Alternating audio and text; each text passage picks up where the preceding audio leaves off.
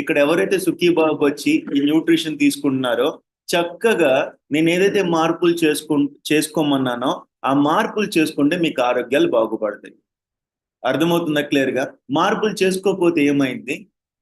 మీ జీవన శైలి మార్పులు చేసుకోకపోయినా, మీ ఆహారపు అలవాట్లు మార్పులు చేసుకోకపోయినా, మీరు ఏదైతే ఆశించి ఇక్కడికి వచ్చారో సుఖీభవాకి ఆ ఫలితం మీకు రాకపోవచ్చు. హెర్బల్ లైఫ్ కంపెనీ తప్పు కాదు, ఈ ప్రొడక్ట్ తప్పు కాదు, గుర్తుపెట్టుకోండి. ఎగ్జాంపుల్ మీకు అర్థం అవడానికి ఇంకా క్లియర్ గా ఎగ్జాంపుల్ చెప్తాను. ఇప్పుడు డాక్టర్ దగ్గరికి వెళ్ళారు, ఏదైనా సమస్య వచ్చి డాక్టర్ దగ్గరికి వెళ్ళారండి, జ్వరం వచ్చింది, డాక్టర్ దగ్గరికి వెళ్ళారు, మందులు ఇస్తారు. మందులు ఇచ్చినప్పుడు మందులతో పాటు పథ్యం అనేది చెప్తారా లేదా? చెప్తారా? జ్వరం రాగానే ఏం చెప్తారు? అమ్మ నీకు టాబ్లెట్ ఇస్తున్నాను, ఈ టాబ్లెట్ వాడుకో, ఈ టాబ్లెట్ వాడి జ్వరం తగ్గే వరకు ఏం చెప్తారు? అయి తినొద్దు, ఈ తాగొద్దు, ఇలా ఉండొద్దు అని చెప్పి పంపిస్తారు లేదా?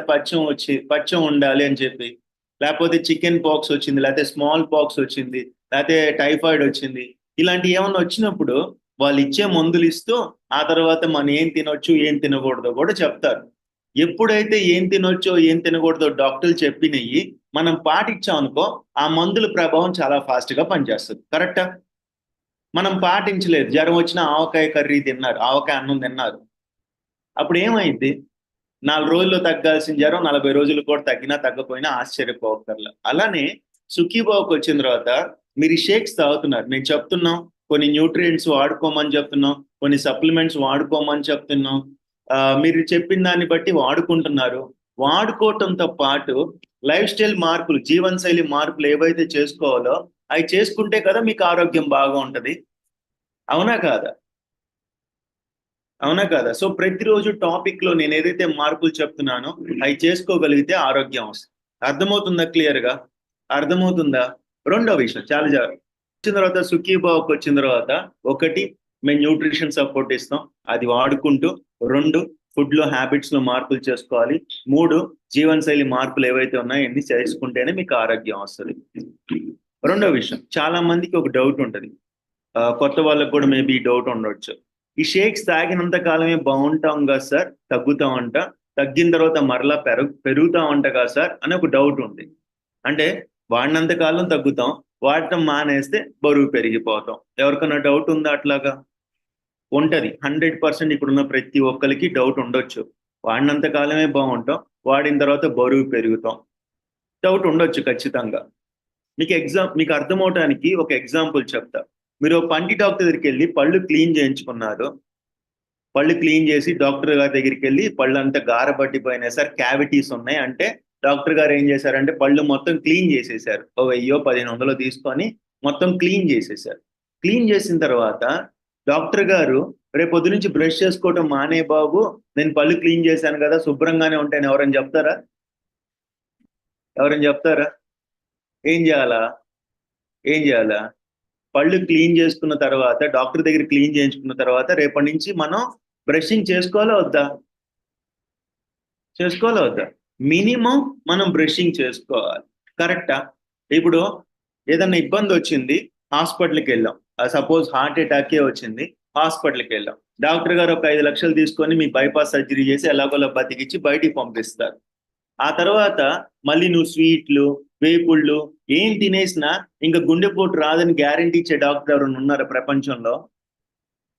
డాక్టర్ గారు ఏం చెప్తారంటే ఇప్పుడైతే నిన్ను బతికించా కానీ ఇక ముందు నువ్వు మళ్ళీ ఇబ్బంది పడకుండా ఉండాలంటే అయి తినకూడదు ఈ తినకూడదు అని చెప్పి పంపిస్తారా లేదా? అట్లాగే సుఖీభవాలో చాలా మంది అడిగే క్వశ్చన్ వింతగా ఉంటది.